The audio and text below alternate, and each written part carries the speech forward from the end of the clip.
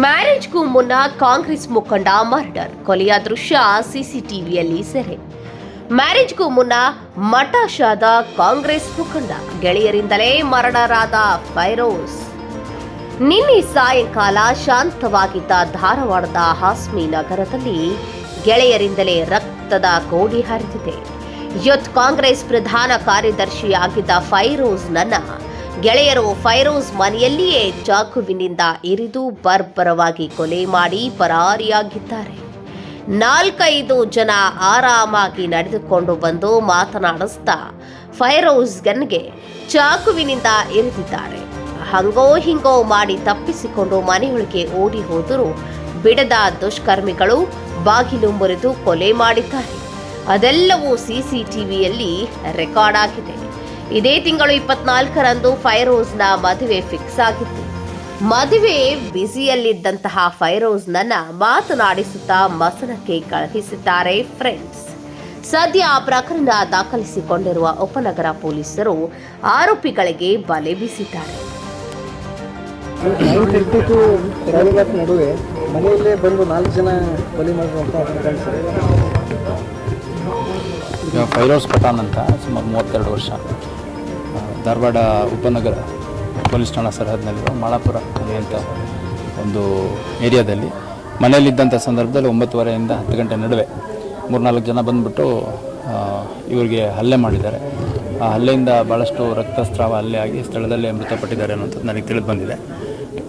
ಯಾವ ಕಾರಣಕ್ಕೆ ಮಾಡಿದ್ದಾರೆ ಮತ್ತು ಯಾರು ಮಾಡಿದ್ದಾರೆ ಅನ್ನೋಂಥದ್ದು ಅವರ ಕುಟುಂಬ ಸದಸ್ಯರು ಮತ್ತು ಸಾಕಷ್ಟು ಜನ ಲೈವ್ ವಿಟ್ನೆಸಸ್ಸು ಹೆಣ್ಮಕ್ಳೆಲ್ಲ ಇದ್ದಾರೆ.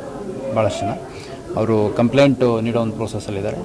ಈಗ ಕಂಪ್ಲೇಂಟ್ ಕೊಟ್ಟರೆ ಇಮಿಡಿಯೇಟ್ ನಾವು ಈಗಾಗಲೇ ಆರೋಪಿಗಳು ಯಾರು ಅನ್ನೋಂಥದ್ದು ಕ್ಲೂ ಸಿಕ್ಕಿರೋದ್ರ ಹಿನ್ನೆಲೆಯಲ್ಲಿ ಅವ್ರನ್ನ ಹುಡುಕ್ಲಿಕ್ಕೆ ನಮ್ಮ ಅಧಿಕಾರಿ ಸಿಬ್ಬಂದಿಗಳು ಕಾರ್ಯೋನ್ಮುಖರಾಗಿದ್ದಾರೆ. ಆದಷ್ಟು ಬೇಗ ಆರೋಪಿಗಳನ್ನ ಅರೆಸ್ಟ್ ಮಾಡುವಂಥ ಕೆಲಸ ಮಾಡಲಾಗಿದೆ. ಸರ್, 6 ಮಂತ್ಸ್ ಬ್ಯಾಕು ಒಂದು ಕಂಪ್ಲೇಂಟನ್ನು ಬಂದಿತ್ತು ಸರ್ ನಿಮ್ಮ ಹತ್ರ. 4-5 ಜನ ಹೆಸರು ಅದರಲ್ಲಿ ಇತ್ತು ಸರ್, ಮೆನ್ಷನ್. ನಾನು ಪರಿಶೀಲನೆ ಮಾಡ್ತೀನಿ ಯಾವಾಗ ಬಂದಿತ್ತು, ಯಾವ ಸ್ಟೇಷನ್ಗೆ ಬಂದಿತ್ತು ಅನ್ನೋದು ವೆರಿಫೈ ಮಾಡ್ತೀನಿ. ಈಗ ನನಗೆ ಎಕ್ಸಾಕ್ಟ್ಲಿ ನನಗೆ ಮಾಹಿತಿ ಇಲ್ಲ. ಇದು ನಮ್ಮ ಸ್ಥಳೀಯ ಪೊಲೀಸ್ ಠಾಣಾ ಅಧಿಕಾರಿಗಳ ಹತ್ರ ಮಾಹಿತಿ ಏನಿದೆ ಪಡ್ಕೊಂಡು ನಾನು ಮುಂದೆ ಕ್ರಮ ಕೈಗೊಳ್ತೀನಿ. ಸರ್, ರಾಜಕೀಯ ದ್ವೇಷ ಆಮೇಲೆ ಹಳೆಯ ವೈಷಮ್ಯ ಅನ್ನುವಂಥದ್ದು ಕೆಲವೊಂದು ಬರ್ತಾ ಇದ್ದಾರೆ ಸರ್ ಅದರಲ್ಲಿ. ಯಾಕಂದರೆ ಬೆಳೀತಾ ಏನಾದರೂ ಹೇಳಿದ್ರು ಸರ್ ಮನೆಯವರು ಏನಾದರೂ? ಇಲ್ಲ, ಈಗ ಅವ್ರ ತಾಯಿ ಮತ್ತು ಅವರ ಸಿಸ್ಟ್ರು ಅನಿಸುತ್ತೆ, ಅವರಿಬ್ಬರ ಹತ್ರ ಮಾತಾಡಿದೆ ನಾನು. ಸೊ ಅವರು ಯಾರು ಈ ಕೃತ್ಯ ಮಾಡಿದಾರೋ ಅವ್ರಿಗೆ ಶಿಕ್ಷೆ ಆಗಬೇಕು, ಯಾವ ರೀತಿ ಹೊಡೆದ್ರು ಅನ್ನೋವಂಥದ್ದು ಅಷ್ಟೇ ಹೇಳ್ತಾ ಇದ್ದಾರೆ. ಇನ್ನೂ ವಿವರವಾಗಿ ಅವ್ರ ಹತ್ರ ಮಾಹಿತಿಯನ್ನು ಪಡ್ಕೊಂಡಿಲ್ಲ. ಈಗ ಅವ್ರ ಕುಟುಂಬ ಸದಸ್ಯರಿದ್ದಾರೆ ಮತ್ತು ಅವ್ರ ಸಮಾಜದ ಭಾಳಷ್ಟು ಜನ ಮುಖಂಡರು ಬಂದಿದ್ದಾರೆ. ಅವರು ಫಿರ್ಯಾದನ್ನು ನೀಡಲಿ. ನಮ್ಮ ತನಿಖೆ ಏನಿದೆ ಸಮಗ್ರ ತನಿಖೆಯನ್ನು ಮಾಡಿಬಿಟ್ಟು ಯಾರ್ಯಾರು ಇದರಲ್ಲಿ ಪ್ರತ್ಯಕ್ಷವಾಗಿ ಪರೋಕ್ಷವಾಗಿ ಭಾಗಿಯಾಗಿದ್ದಾರೆ ಎಲ್ಲರನ್ನೂ ಕಾನೂನು ಚೌಕಟ್ಟಲ್ಲಿ ತನಿಖೆಯಲ್ಲಿ ಒಳಪಡಿಸುವಂಥ ಕೆಲಸ ಮಾಡಲಾಗುತ್ತೆ. ಪ್ರೀ ಪ್ಲಾನ್ ಏನಾದರೂ ಮಾಡಿದ್ರು ಸರ್? ಅಂದರೆ CCTV ಫುಟೇಜಲ್ಲಿ ಫಸ್ಟಿಗೆ ಒಬ್ಬರು ಬರ್ತಾರೆ, ಆಮೇಲೆ ಒಂದು ಜೊತೆ 4 ಜನ, ಇನ್ನೊಂದಿಬ್ಬರು ಜನ ಬಂದು ಒಳಗಡೆ ಹೊಡೆದ್ರು ಕೂಡ ಹೊರಗಡೆ ಒಂದು ಚಾಕು ಹಾಕ್ತಾರೆ. ಅವರು ಒಳಗಡೆ ಈಗ ನೋಡಿ, ಇನ್ಸಿಡೆಂಟ್ ಆಗಿ 1.5 hours ಆಗ್ತಾ ಬಂತು. ಈಗ ಬಂದಂಥ ಸಂದರ್ಭದಲ್ಲಿ ಭಾಳಷ್ಟು ಜನ ಇಲ್ಲಿ ಸೇರಿದರು. ಅವ್ರನ್ನೆಲ್ಲ ಸ್ವಲ್ಪ ಡಿಸ್ಪರ್ಸ್ ಮಾಡಿ ಅಲ್ಲಿ ಫ್ಯಾಮಿಲಿ ಮೆಂಬರ್ಸ್ ಯಾರಿದ್ದಾರೆ ಅವ್ರನ್ನ ಮಾತಾಡಿಸಿ ಈ ಕಂಪ್ಲೇಂಟ್ ತೊಗೊಳ್ಳೋಂಥ ಪ್ರೊಸೆಸ್ಸಲ್ಲಿದ್ದೀವಿ. ತನಿಖೆ ಇನ್ನೂ ಪ್ರಾರಂಭ ಆಗಬೇಕು.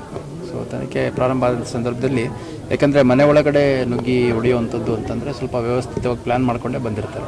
ಅದು ಯಾರ್ಯಾರು ಈ ಒಂದು ಪ್ಲ್ಯಾನಲ್ಲಿದ್ದರು, ಯಾರ್ಯಾರು ಎಕ್ಸಿಕ್ಯೂಟ್ ಮಾಡಿದರು, ಇದೊಂದು ಸಮಗ್ರ ತನಿಖೆ ಆಗುತ್ತೆ.